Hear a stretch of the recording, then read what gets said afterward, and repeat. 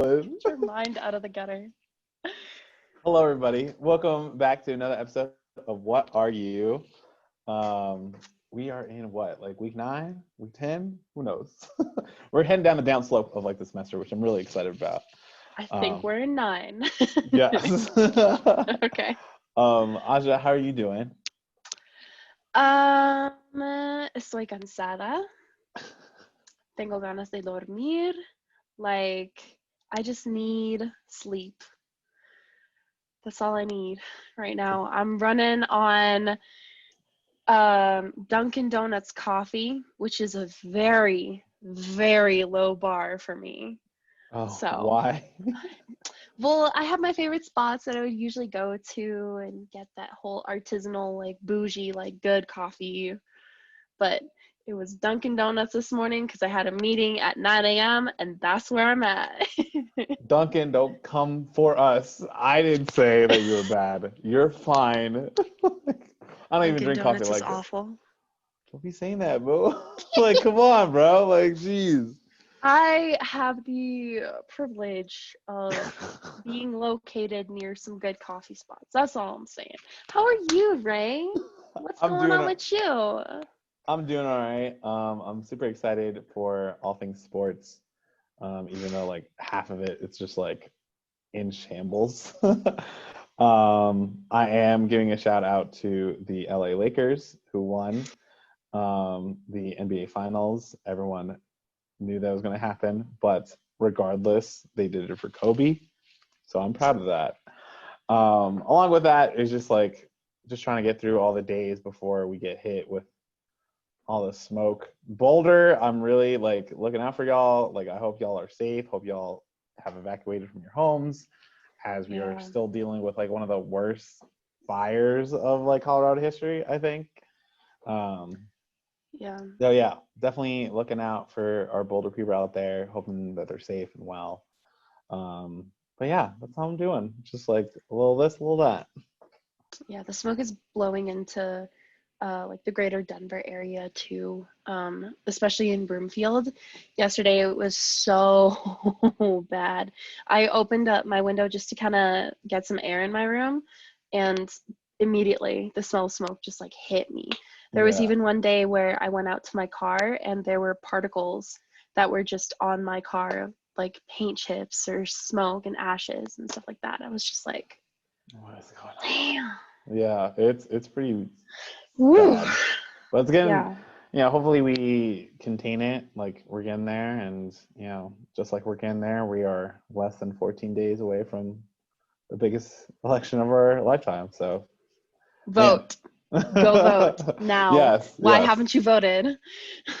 I'm at that point now. Like, you need to vote. It's like go ahead, do it. But yeah, no, that's going on with me. And yeah, today's topic that we're going to be talking about is cultural dynamics and all the things that encompass not only the culture that you've experienced, but your overall culture that you experience versus like the generation you were born into, the native country that your parents were from, any country that you are from, how those like traits blend into each other, how they don't blend into each other. But yeah, we're just going to go through all the factors and criteria that like make up cultural dynamics, and we're going to talk about our own experiences / our own understanding of those things. So the first thing is religion. Basically just like kind of like the beliefs of the society and some traditions. My father is Catholic, so he's pretty diehard Catholic guy where he like goes to church every Sunday. He interacts with the community. He's really sweet and just a really sweet guy. However, he's had like a lot of like divorces, and so like that's like and a no in like the Catholic community. So it's like kind of weird. And then we have my mother, who's Jehovah's Witness, who's like found Jehovah, like found the religion like through many years of like my marriage, her marriage through my father. Wow. um and later on she was just like very chill when it came to Jehovah's Witness, because they're really strict, like no birthdays, no celebrating anything that doesn't have to do with Jesus, like, no nothing. And so, she bends the rules a lot, because like she still has jewelry, she still celebrates her birthday, she'll like still take them off to like, you know, take her own rest, which is like really good. So it's really funny that, like, I don't know, like, just the idea of religion in my family was like kind of just so relaxed, when it was like, hey, like, just learn how to be a good person. Jesus did something, like, here you go, there it is, like, and that was what basically that's what was taught to me. Just be a good person, and like, have faith, and everything's gonna be all good. And I was like, what verse did you read that from? It's like, I'm saying it. And I'm like, all right, Ma, I see you. Okay.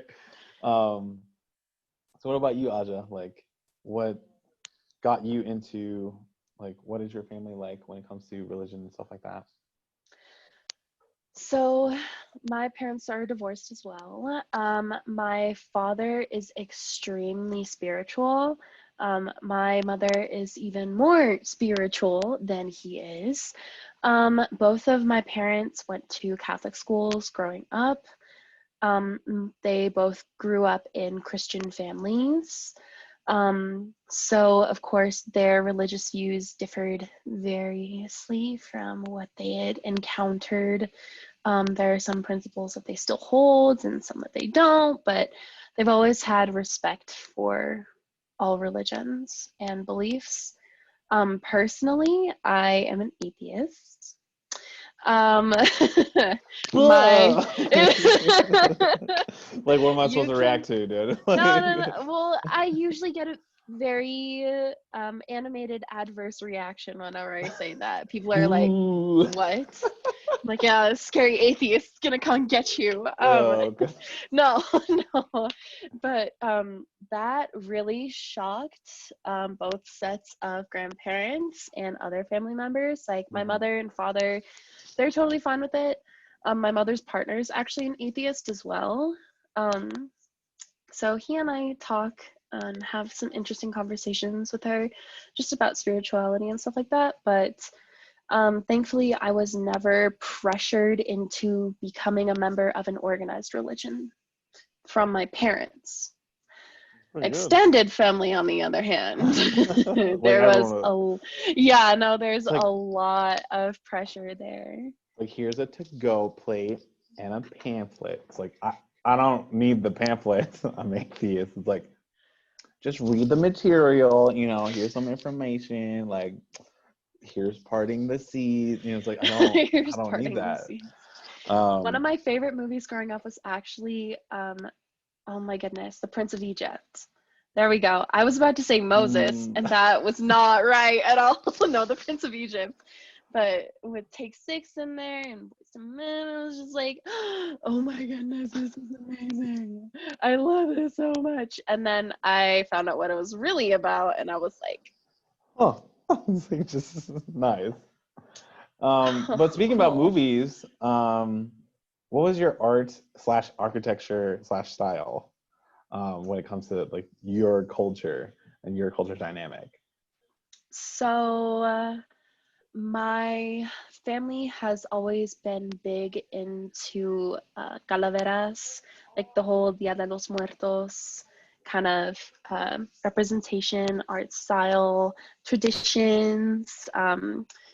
We would always get like pan de muerto, and my dad would get uh, like those pre-made sugar skulls, and then we would paint them with the icing. um, but my mother, she has done a lot of research on, and she um, actively participates in events and communities from the Arab diaspora. So the influences that she got from her art form, so she's a dancer, she's a college professor of dance. Um, so a lot of like the art in my life was centered around dances from the Arab diaspora. So that's basically what I grew up seeing. I also grew up seeing some folklorico, whenever my dad would take me to kind of cultural events. And my tia, Stefania Herrera, she actually did a folklorico dance for a very long time. So every now and then I'd get to see her. But what about you? Um, Basically, I don't know, like I would say like for my culture, it's like a little bit blended from like the United States as well. For like art, like since my dad lives in New York, like that was all my like all I focused on when I was like younger, of just like murals and like graffiti. And this is like during the 90s, so it was like still deemed as like bad or like, criminalized or whatever. And so like a lot of people would put like amazing pieces of art like all throughout the city, and I would just like Hmm. be in love with it. Architecture wise, like I loved just like the landscape of New York City, like in general. Like my dad would always take me up to like the Empire State Building or like the highest point as we can go and just kind of see like the whole cityscape. And I was like, yo, this is wild. And I still love that kind of like art slash like architecture to this day. Style wise, I'm definitely like from the 90s because I still wear like baggy pants and stuff like that. Um, you know, that's just what I was raised on. Like, my mom always like found like clothing and like outfits that like either I would grow into or that like would fit the style of the generation that I was born in. And she'd be like, all right, you're either gonna grow into them or you're gonna think that you're cool, that it's baggy. And I'm like, you right on both, mom. Like, go ahead. So definitely like it was just a combination of all those things. Um, when it comes to like music, like definitely like I can't, like if I hear like Celia de Cruz like in the morning on a Saturday, I'm like waking up and I'm like, oh, I gotta clean. Like I'm like viciously like shook up. PTSD. Yeah. And like it's still good because like, in retrospect, like even though I hated waking up so early just to clean, like the music was fire and it slaps even till this day. Um, but like it was very weird because like definitely that was the time that me and my mom were like still listening to the same like reggaeton music, suavemente. Like we were listening to like all the bops, stuff like that. And my sister, she was listening to like the starting of like R&B and hip hop, so like Aaliyah, like TLC, like all the new music that was coming out like during that time.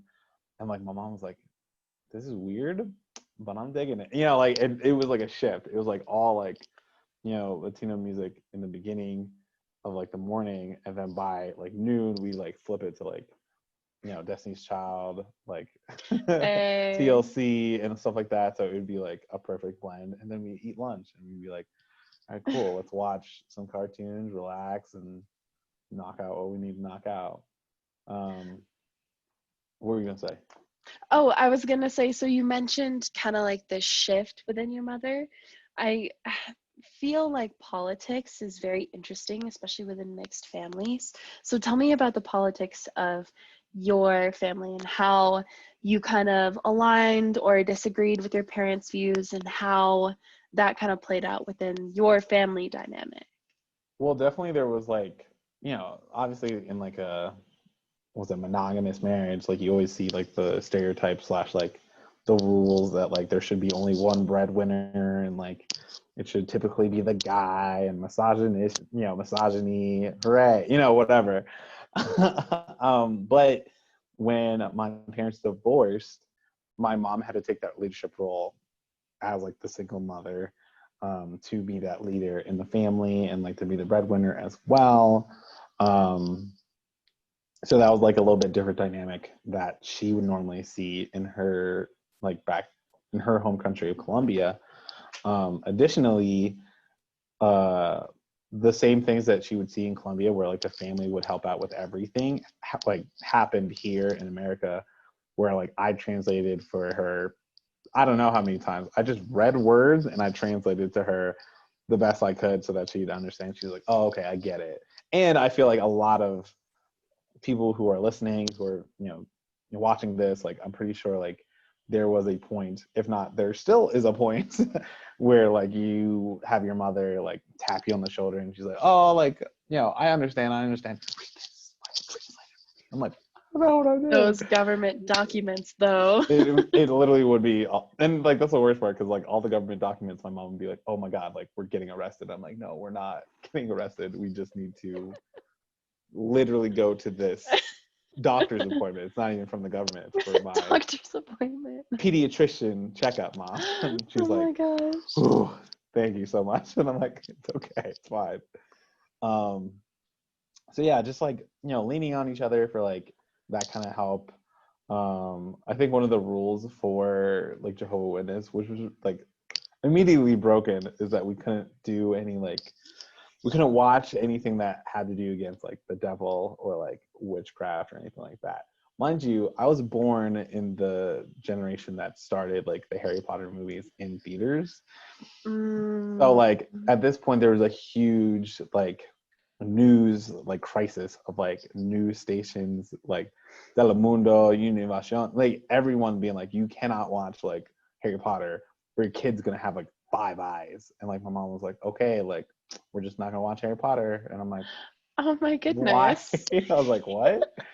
And she was like, well, it's bad for you. It's like devil's, it's a devil's work. I was like, all right, cool. And so I like went into her room and I grabbed her jewelry box and I was like, all right, cool. Where are we donating these? And she's like, what? What do you mean? I was like, well, Mom, obviously, if you read the Bible, Jehovah does not want any jewelry in the house, as it is a sacrifice for, and I just went off. And she was like, Oh my God. That like is amazing. as mad as she was like, put my jewelry box down and let's go watch this stupid movie. And so we watched like the second movie in theaters and she loved it because it was so like theatrical. And she was like, oh my gosh, look at the, Oh my look at the gosh. snake, look at Harry, like she was Look at super, the snake. well, because it was like huge snake. So she was really excited about it. But yeah, no, definitely like we bent some rules, bent some politics in our family, but like it made it work. You know what I mean? What about you? Um, my parents are both a very liberal.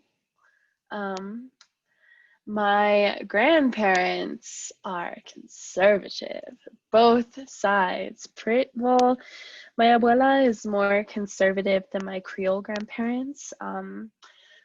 Although my Creole grandparents do hold some conservative values, and we butt heads on that. I don't typically tend to talk politics with them because, I believe that a woman should have a choice when it comes to her own body, and they don't. So,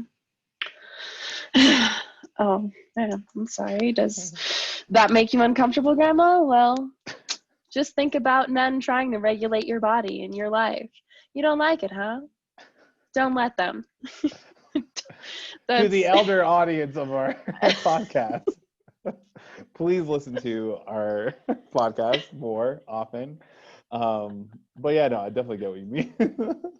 yeah. No, I'm talking about conversations with my grandmother, obviously. Anywho, um, I'm also part of the LGBTQIA plus community.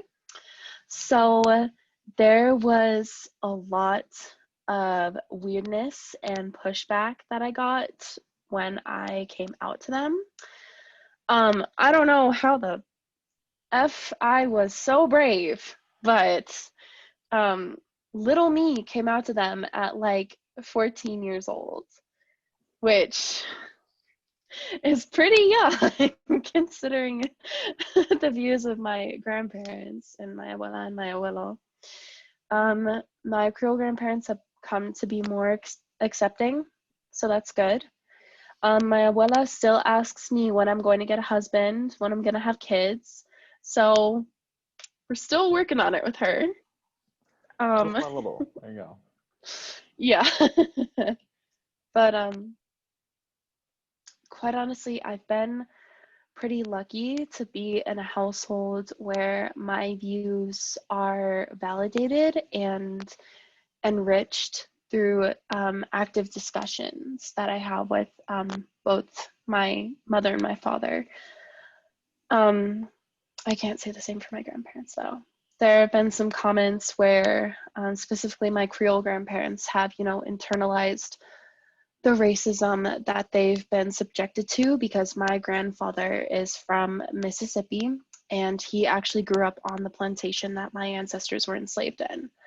And then yeah, yeah, yeah, he, there's a whole lot that comes with that. And I try to, push him gently to see how what he's saying is harmful to not only himself, but his community. My grandmother, she is a first generation student, and she was in the medical field. She used to work at Intelitech down in Colorado Springs. I can't even remember what she got her degrees in. I feel Yikes. so bad. I'm sorry, but my grandparents are all very smart. My abuela and my abuelo are both educators. Well, they're obviously retired and everything, but they were educators. And my abuelo actually did do some activism regarding the Chicano movement, but his activism was not what was necessary. He was willing to advocate to a point. He wasn't, because he had been, he had become a part of these whitewashed education systems, especially in K through 8, and then high school and everything. But he had become a part of these whitewashed systems that, weren't teaching about Chicano culture, even though it is such a big part of Colorado's history. Of course, they weren't talking about how much the KKK is ingrained into our state either. Yeah, apparently the Civil War was about states' rights.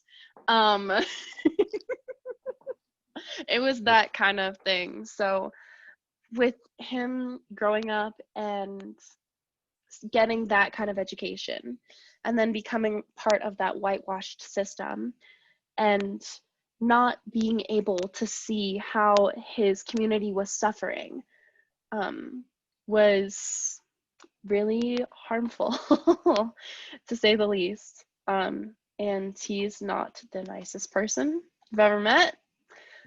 So I don't typically engage in those kind of conversations with him. But as far as language, though, I want to, I've been rambling for a bit, so I I was want to like, make man, that sure was that like we're able. all the government Yeah. politics, like laws I'm of the so culture. sorry. No, that's all good, dude. So, as far as language, this kind of ties into the politics. My abuela wanted to whitewash our family, so she gave her kids white names, did not teach them Spanish, which one of her sons actually went on to live in Uruguay for a while. And he taught Spanish to all of his kids. On the Creole side, we just speak English. We lost our patois a while ago, unfortunately. So I am only fluent in English. I've done other language studies by myself, like Spanish and sign language and Korean, but other than that, I received no language from my family. Just, I guess you could say, sayings or like certain ways of pronouncing things, because I heard Chicano accents and I heard like Southern accents, and I say some things like pop instead of soda. I don't know if that's Ugh. a huge thing. Okay, all right, hush. Or like bubbly instead of soda. Like I kind of switch between the two. I don't. Okay, I was like, I'm telling y'all, this is how. bubbly? Like the drink? Oh my goodness. What about you, Ray? Huh? What um, about you and your fluent Spanish with your mother only? nah, yeah, like it is fluent Spanish with my mother. I don't know. I'll keep that fact 100%. That's yeah. Um, Period. period. Uh, Periods. Okay. but I will I've say that like for me, for language, it was like kind of like you either just knew Spanish or you didn't.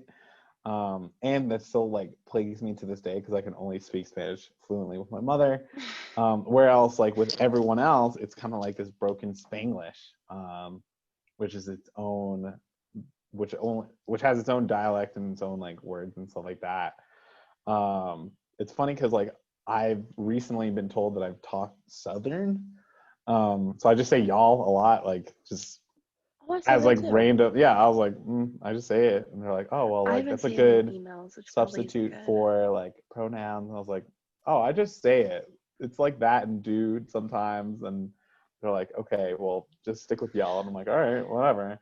Um, so definitely there's like a Southern twang sometimes that'll come out, and then sometimes like it'll be like when I'm in New York, I'll talk New Yorker. Like that's just how I am. Like that's I know places, I know where to go, I know who to talk to. Like that's just where it is. And sometimes it'll come out, or else let's say talk instead of talk. Like it's weird. It's a lot. Um, but just like understanding like why all these components matter to us is just because I myself as a Latinx, Afro Latinx person, there's a lot of components that go into that. Where my dad's from Panama, where some of his like cultural values were tied onto me, as long uh, along with my mother and her Colombian side, with my United States culture and experiences and stuff like that. And so just like kind of go through these questions by yourself and kind of like go through like these components of like religion, art, politics, language, economy and how you save money, your own customs and your family, and then like how y'all think society is in your family, or how your family views it basically, are all points of like just knowing who y'all are. Wow, I'm just saying it all over the place now. And just like understanding that component for sure. But yeah. Absolutely. No, I would tag on to that by saying that um, in terms of navigating identity, these cultural dynamics come into play in a major, major way, because it's what we've grown up with, it's what we've experienced, and then embracing our own mannerisms and how we view the world ties into those dynamics too. There you go. Cool, Yeah. cool. And with that, we're going to end a episode of What Are You? Our next episode is going to be Acts of Rebellion and what that can like entails, what we've known from history, what we've known in current news, and all the things that are viewed behind that word. But yes, we will see you on the next episode of What What Are are You? you? Right. It's so hard.